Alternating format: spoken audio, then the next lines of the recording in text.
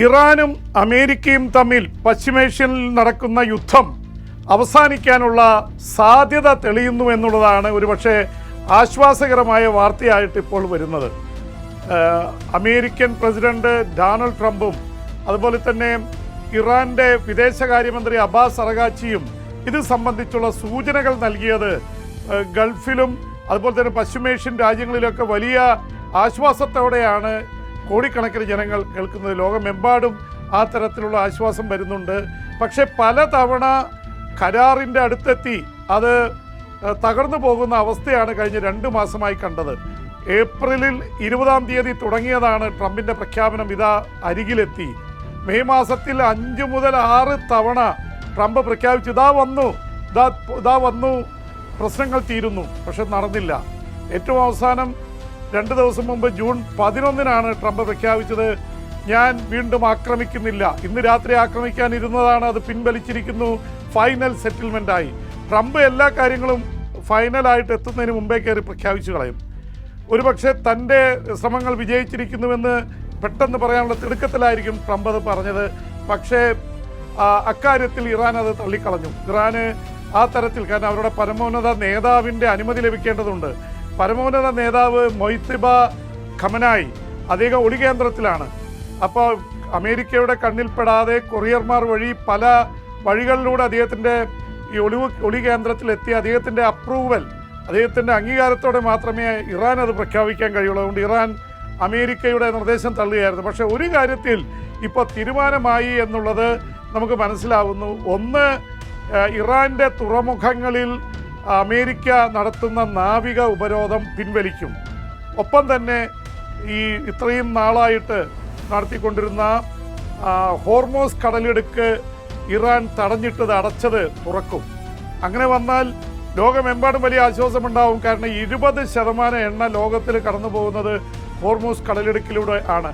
33 kilometre വീതിയുള്ള കടലിടുക്കിലൂടെ ഇപ്പോൾ കപ്പലുകൾ പോകാനാവാതെ 100 കണക്കിന് കപ്പലുകൾ അവിടെ കുടുങ്ങിക്കിടപ്പാണ്. 20,000-ലേറെ ജീവനക്കാരും കുടുങ്ങിക്കിടക്കുന്നു. അതിൽ ഭൂരിപക്ഷവും ഇന്ത്യക്കാരാണെന്ന് പറയുന്നു. ഒരുപക്ഷെ ഇന്ത്യക്ക് അല്പം പരിക്കുകൾ പറ്റിയിട്ടുണ്ട്. ഇന്ത്യയുടെ ജീവനക്കാരുള്ള 3 കപ്പലുകളാണ് ഈ ദിവസങ്ങളിൽ ആക്രമിക്കപ്പെട്ടത്. അതിൽ ഒരു ഇന്ത്യൻ ഇതായിട്ടുള്ള കപ്പലിൽ ഉണ്ടായിരുന്ന 24 ജീവനക്കാരാണ്. അതിൽ 3 പേർ കൊല്ലപ്പെട്ടു. ഇന്ത്യ അതിശക്തമായിട്ടുള്ള പ്രതിഷേധം, കാരണം അമേരിക്കയാണ് ആക്രമിച്ചത്. അമേരിക്കയ്ക്ക് അറിയാമായിരുന്നു അതിൽ ഇന്ത്യൻ ജീവനക്കാരാണ് എന്നറിഞ്ഞുകൊണ്ട് അമേരിക്കൻ സേന ഇന്ത്യൻ ജീവനക്കാർക്ക് മേൽ ആക്രമണം നടത്തി അവിടെ പിടിച്ചു. ഒമാൻ കപ്പലെത്തിയാണ് അതിൽ ബാക്കിയുള്ളവരെ രക്ഷപ്പെടുത്തിയത്. 3 പേര് മിസ്സിംഗ് ആയിരുന്നു, 3 പേരും കൊല്ലപ്പെട്ടു, ഇന്ത്യൻ നാവികർ കൊല്ലപ്പെട്ടു എന്ന വാർത്ത വന്നു. എന്ന് മാത്രമല്ല, പിന്നെയും 2 കപ്പലുകൾക്ക് നേരെ ആക്രമണം നടന്നു. ഇപ്പോൾ അമേരിക്ക പറയുന്നത് ഹോർമോസ് കടലിടുക്കിൽ ഇറാൻ ആക്രമിച്ചു എന്നാണ്. ഇറാൻ അതിനെ തള്ളി പറഞ്ഞിട്ടുണ്ട്. എന്തായാലും നിരപരാധികളായ 3 ഇന്ത്യൻ നാവികർ കൊല്ലപ്പെട്ടതിൽ ഇറാൻ അതിശക്തമായിട്ടുള്ള പ്രതിഷേധവും ആശങ്കയും പ്രകടിപ്പിച്ചിട്ടുണ്ട്. അപ്പോൾ സ്വാഭാവികമായിട്ട് ഇന്ത്യയും ഇതിൻ്റെ ഇടയിൽ വന്ന് പെടുന്നു എന്നുള്ളതുണ്ട്. എന്നാൽ ഇതിനൊക്കെ ഇടയിൽ ആണ് ഈ സമാധാന ചർച്ചകൾ വിജയത്തിലെത്തുന്നു എന്നുള്ള വാർത്തകൾ വരുന്നത്. ഇതേക്കുറിച്ച് കൂടുതൽ വാർത്തകൾ പുറത്തുവിടുന്നത് പാകിസ്ഥാനാണ്. പാകിസ്ഥാൻ്റെ പ്രധാനമന്ത്രി ഷഹബാസ് ഷെരീഫ് പറയുന്നത് ഇസ്ലാമാബാദ് മെമ്മോറണ്ടം ഓഫ് അണ്ടർസ്റ്റാൻഡിങ് എന്നുള്ള രീതിയിൽ സമാധാന കരാർ വരുന്നു എന്നുള്ളതാണ്. പാകിസ്ഥാനാണ് ഇതിനുവേണ്ടി ഏറ്റവും കൂടുതൽ ചർച്ചകൾ അമേരിക്കയും ഇറാനുമായിട്ട് നടത്തിയത്. ഖത്തർ കൂടെ ഉണ്ടായിരുന്നു. എന്തായാലും ഇത് തീരാനുള്ള സാധ്യതകൾ തെളിയുന്നുവെന്ന് മാത്രമേ ഇപ്പോൾ പറയാൻ സാധിക്കുകയുള്ളൂ. ആണവ കാര്യത്തിലാണ് ഏറ്റവും വലിയ അഭിപ്രായ ഭിന്നത നിലനിൽക്കുന്നത്. അതുകൊണ്ടാണ് ഒരു തീരുമാനത്തിലെത്താൻ കഴിയാതെ പോയത്. അതുകൊണ്ട് 2 ഘട്ടമുണ്ട്.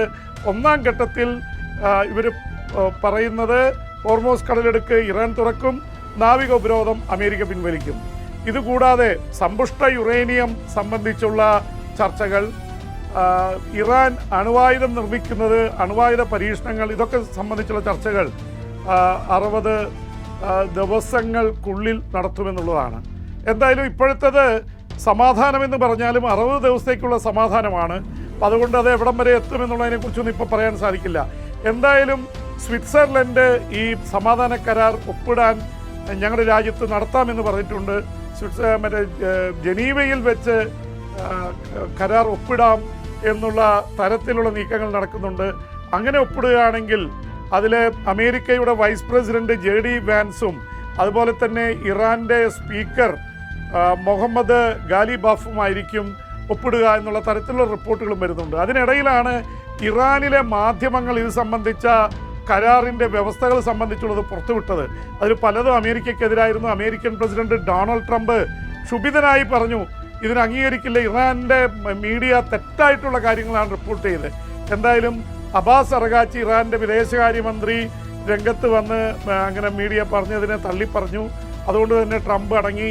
എന്നുമാത്രമല്ല, ഇത് ഈ സമാധാന ചർച്ചകൾ അതിൻ്റെ ഫലത്തിലേക്ക് ഏറ്റവും അടുത്തിരിക്കുന്നുവെന്ന് ആദ്യമായി ഇറാൻ്റെ അബ്ബാസ് അറഗാച്ചി വിദേശകാര്യമന്ത്രി പറയുകയും ആ പ്രസ്താവന ട്രംപ് എടുത്ത് റീട്വീറ്റ് ചെയ്യുകയും ചെയ്തു. അപ്പോൾ ഇറാനും അമേരിക്കയും പല കാര്യങ്ങളിലും ഒരുമിച്ചെത്തിയിരിക്കുന്നു. ഏറ്റവും തടസ്സമായി നിൽക്കുന്ന ആണവ ചർച്ചകൾ മാത്രം മാറ്റിവെച്ചിരിക്കുന്നു. പക്ഷേ ഇതിനിടയിൽ വലിയൊരു വിലങ്ങ് തടി വരാൻ പോകുന്നത് അമേരിക്കയും ഇറാനും തമ്മിലാണ്. ഈ സമാധാന കരാർ ഉണ്ടാവുന്നത്. ഇസ്രായേൽ ഇതിൻ്റെ ഭാഗമല്ല. ഇസ്രായേലിൻ്റെ പ്രതിരോധ മന്ത്രി ഇസ്രായേൽ കട്സ് പറഞ്ഞിരിക്കുന്നത് അമേരിക്കയും ഇറാനും നടക്കുന്ന ചർച്ചകളും സമാധാന ചർച്ചകളും അത് സംബന്ധിച്ചുള്ള കരാർ ഒപ്പിടലൊന്നും ഞങ്ങൾക്ക് ബാധകമല്ല. ഞങ്ങൾ ലെബനനിൽ നിന്ന് അവിടുത്തെ സുരക്ഷാ മേഖലയിൽ നിന്ന് പിന്മാറില്ല. ഞങ്ങൾ സിറിയയിൽ നിന്ന് പിൻവാങ്ങില്ല. ഗസയിൽ നിന്ന് പിൻവാങ്ങില്ല. പക്ഷേ ഇറാൻ്റെ ആവശ്യം ലെബനോനിൽ വെടിപൊട്ടാൻ പാടില്ല. ലെബനോനിൽ സമാധാന കരാർ വേണമെന്നുള്ളതാണ്.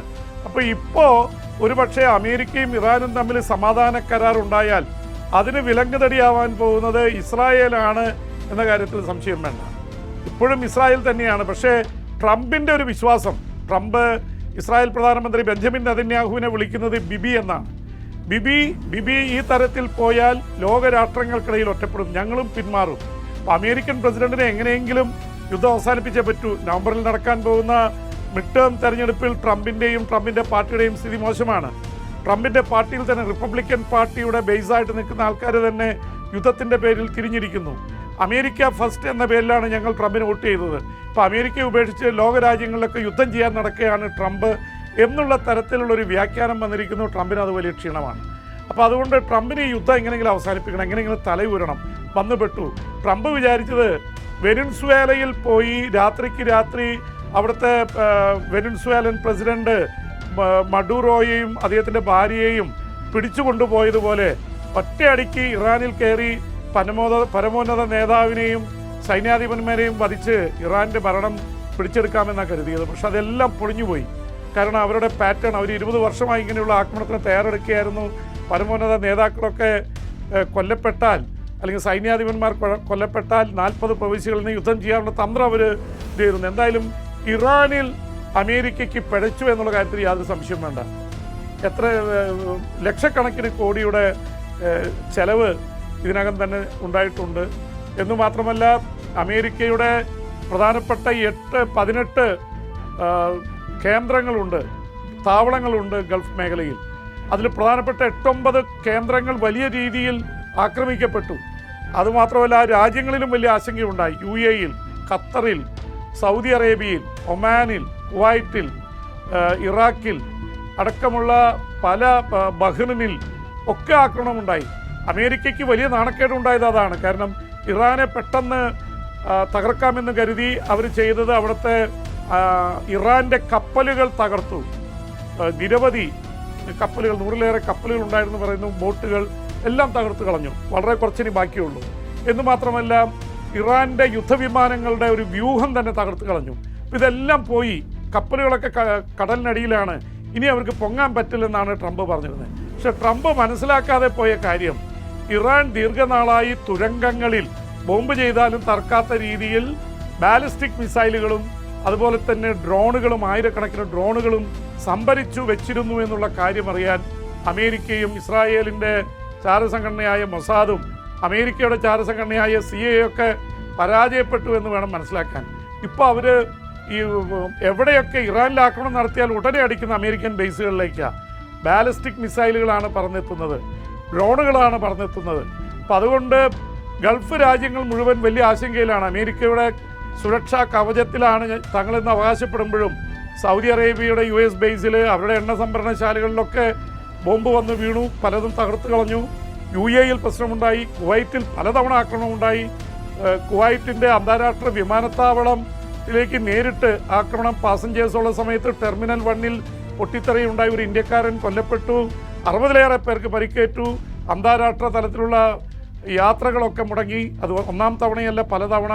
കുവൈറ്റ് വല്ലാത്ത ആശങ്കയിലാണ്. കുവൈറ്റിൽ അമേരിക്കയുടെ സേനാ താവളവും അവരുടെ പ്രസൻസ് ഉണ്ടെങ്കിലും കുവൈറ്റിനെ സംരക്ഷിക്കാൻ കഴിഞ്ഞില്ല എന്നുള്ള ആക്ഷേപമുണ്ട്. ബഹ്റിൻ അമേരിക്കയുടെ 5ാം കപ്പൽപ്പടയുടെ ആസ്ഥാനമാണ്. നാവിക മേഖല മുഴുവൻ ആ ഗൾഫ് മേഖലയിൽ നിയന്ത്രിക്കുന്നത് ബഹ്റിനിൽ നിന്നാണ്. ബഹ്റിനിലെ 5ാം കപ്പൽപ്പടയ്ക്ക് നേരെയാണ് ഇറാൻ്റെ ആക്രമണം വന്നത്. അതുപോലെ സൗദി അറേബ്യയുടെ US ബേസിൽ, UAE-യിൽ, ഖത്തർ സെൻട്രൽ കമാൻഡിൻ്റെ ആസ്ഥാനമാണ്.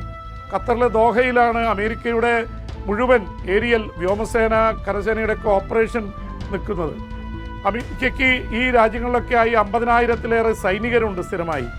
അപ്പോൾ അവരുടെ ജീവൻ, അവരുടെ നിലനിൽപ്പ് ഇതൊക്കെ ബാധിക്കുന്ന തരത്തിലേക്ക് കാര്യങ്ങൾ പോയി. അപ്പോൾ അമേരിക്ക അതൊന്നും പ്രതീക്ഷിച്ചതല്ല. ഈ തരത്തിലേക്ക് ഇറാൻ തങ്ങളെ തിരിച്ചടിക്കുമെന്ന് കരുതിയില്ല എന്ന് വിചാരിച്ചിട്ട് ഇറാൻ തളർന്നിട്ടില്ല എന്ന് പറയുന്നില്ല. ഇറാനിൽ 30,000-നും 35,000-നും ഇടയിൽ ആക്രമണങ്ങൾ നടത്തി. അവിടുത്തെ വലിയ നാശനഷ്ടങ്ങൾ ഇറാൻ ഉണ്ടായിട്ടുണ്ട്. അതിൻ്റെ സമ്പദ് വ്യവസ്ഥ തകർന്നു. അതിനിടയിൽ ഒരുപാട് പ്രക്ഷോഭങ്ങൾ ഉണ്ടായതാണ്. പക്ഷേ ഇറാന് കിട്ടിയ നേട്ടം, ഇറാനെതിരെ അവിടുത്തെ ജനങ്ങൾ തന്നെ പ്രതിഷേധിക്കുകയും വിലക്കയറ്റത്തിൻ്റെ പേരിൽ പ്രക്ഷോഭം നടത്തുകയായിരുന്നു. പക്ഷെ പുറത്തു നിന്ന് അമേരിക്ക എന്ന ശത്രു വന്നതോടെ, ഇസ്രായേൽ വന്നതോടെ അവരൊക്കെ ഒറ്റക്കെട്ടായി അവിടേക്ക് കരയുദ്ധം നടത്തുമെന്ന് ട്രംപ് പലതവണ പ്രഖ്യാപിച്ചെങ്കിലും ട്രംപിന് കയറാൻ പറ്റിയിട്ടില്ല. 7-8 ലക്ഷം സൈനികരും ഇറാൻ്റെ റവല്യൂഷണറി ഗാർഡ്സ് അടക്കം അവരെന്തിനും തയ്യാറായി നിൽക്കുകയാണ്. കരയുദ്ധത്തിന് ഇറങ്ങിയാൽ 10,000-കണക്കിന് അമേരിക്കയുടെയും ഇസ്രായേലിൻ്റെയും സൈനികർ കൊല്ലപ്പെടുമെന്ന് അറിയാം. അതുകൊണ്ട് തന്നെ ട്രംപ് അങ്ങനെയൊക്കെ പറഞ്ഞെങ്കിലും സൈന്യം കൃത്യമായത് മനസ്സിലാക്കിക്കൊണ്ട് കരയുദ്ധത്തിന് ഇറങ്ങുന്നില്ല. ഇറാഖിൽ അവർ കരയുദ്ധത്തിന് ഇറങ്ങി, അഫ്ഗാനിസ്ഥാനിൽ അമേരിക്ക കരയുദ്ധത്തിന് ഇറങ്ങി. അങ്ങനെയാണ് ആ ഭരണം പിടിച്ചെടുത്തത്. പക്ഷേ ഇറാനിൽ ഭരണം പിടിച്ചെടുക്കാനാണ് ട്രംപ് ഈ ആക്രമണം നടത്തുമ്പോൾ ലക്ഷ്യം വെച്ചത്. ആക്രമണത്തിന് മുമ്പ് ട്രംപ് പറഞ്ഞത് ഓർക്കുന്നുണ്ടാവും, നിങ്ങൾ പ്രക്ഷോഭം നടത്തിക്കൊള്ളൂ, help is on the way, സഹായം വഴിയിൽ വന്നുകൊണ്ടിരിക്കുകയാണ്. പക്ഷെ അവർ വിചാരിച്ചത് ഈ പ്രക്ഷോഭകർ മുഴുവൻ അമേരിക്കയുടെ കൂടെ ചേർന്ന് അവിടുത്തെ ഭരണം അട്ടിമറിക്കാൻ സഹായിക്കുമെന്നാണ് കരുതിയിരുന്നത്. പക്ഷെ അതെല്ലാം പരാജയപ്പെട്ടിരിക്കുന്നു. എന്തായാലും ഇതേക്കുറിച്ചുള്ള ചർച്ചകൾ നടക്കുമ്പോൾ തന്നെ എല്ലാവരും പഴയ ഇറാൻ്റെ ചരിത്രത്തെക്കുറിച്ച് ഓർമ്മിക്കുന്നുണ്ട്. കാരണം 1953 അവിടെ ജനാധിപത്യപരമായി തിരഞ്ഞെടുക്കപ്പെട്ട ജനകീയനായ ഒരു പ്രധാനമന്ത്രി ഉണ്ടായിരുന്നു, മുഹമ്മദ് മൊസാദ്. അദ്ദേഹം വന്ന ഉടൻ തന്നെ അവിടുത്തെ എണ്ണ മുഴുവൻ, അവിടുത്തെ പെട്രോളും ഡീസലൊക്കെ കൊണ്ടുപോയിരുന്നത് അമേരിക്കൻ കമ്പനികളും യൂറോപ്യൻ, ബ്രിട്ടീഷ് കമ്പനികളുമാണ്. ആ കമ്പനികളെ മുഴുവൻ നിരോധിച്ച് ദേശസാൽക്കരിച്ചു എണ്ണ. അങ്ങനെ ഇറാനിലെ ജനങ്ങൾക്ക് ഉപകാരപ്പെടുന്ന രീതിയിൽ മുഹമ്മദ് മൊസാദ് കൊണ്ടുവന്ന ആ പരിഷ്കരണം അത് അമേരിക്കൻ കമ്പനികളെ, ബ്രിട്ടീഷ് കമ്പനികളെ പ്രലോഭിപ്പിച്ചു. അവരതാത് ഭരണകൂടങ്ങളെ വെച്ച് CIA-യും അതുപോലെ തന്നെ ബ്രിട്ടീഷ് MI15 പോലുള്ള സംഘടന, MI5 പോലുള്ള സംഘടനകളൊക്കെ, വിചാര സംഘടനകളൊക്കെ രംഗത്തിറങ്ങി. അവർ ആ ജനകീയനായിട്ടുള്ള മുഹമ്മദ് മൊസാദ് എന്ന നേതാവിനെ, പ്രധാനമന്ത്രിയെ അവർ പുറത്താക്കി. അമേരിക്കൻ പക്ഷപാതിത്വമുള്ള, അമേരിക്കയുടെ പിണിയാളായി മാറിയ ഷായെ റസ പഹ്ലവി എന്ന ആളെ അവിടെ രാജാവാക്കി, ഭരണാധികാരിയാക്കി കൊണ്ടുവന്നു. അങ്ങനെയാണ് മുഹമ്മദ് റസ പഹ്ലവി ഷാ അവിടെ 1953 അധികാരത്തിലെത്തിയത്. അദ്ദേഹം പിന്നീട് 26 വർഷം അമേരിക്കയുടെയും ബ്രിട്ടൻ്റെയും താല്പര്യങ്ങൾ സംരക്ഷിച്ചുകൊണ്ടാണ് അവിടെ ഭരിച്ചത്. അതിനെതിരെ പ്രതികരിച്ച ആയിരക്കണക്കിന് ഇറാൻകാർ ജയിലിലടച്ചു, 100 കണക്കിന് ആൾക്കാരെ കൊലപ്പെടുത്തി. അതിനെതിരെയുള്ള ഒരു വിപ്ലവമാണ് 1979 ഉണ്ടായത്.